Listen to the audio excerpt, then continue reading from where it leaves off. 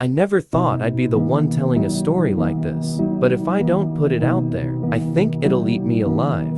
I'd heard the rumors, of course. Everyone had, but they were just that, rumors. And besides, I was a small town kid, miles away from anything that might ever make it to the news. But that night, something felt wrong. I was lying in bed, half awake, that thick, suffocating kind of half sleep, where you're somewhere between a nightmare and reality. My whole body felt like lead. I told myself it was nothing, that I was just overtired. That's when I heard it, the sharp, rhythmic tapping outside my window. It sounded like someone dragging their fingers across the glass, just enough to make it squeak, slow and deliberate, as if they wanted me to know they were there. I didn't want to look.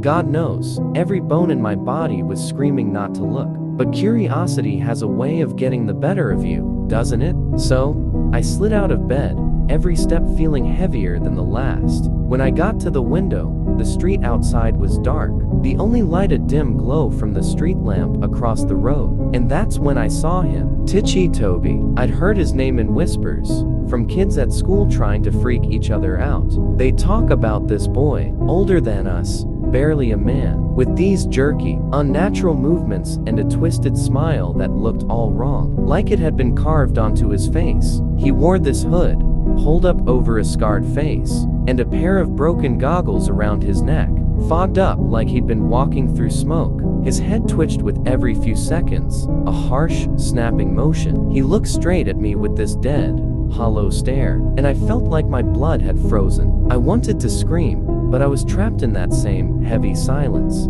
He raised his hand, tapping on the glass again, and then he tilted his head, just enough to make me realize he knew exactly how terrified I was. And he was enjoying it. I don't remember how long we stood there, staring at each other, but the next thing I knew, I was on the floor, gasping for breath, my room empty, as if nothing had happened. When I finally had the nerve to look out the window again, there was nothing there. But ever since that night, I can't shake the feeling that he's out there, watching, waiting, and every so often, in the dead of night, I swear I hear that same tapping.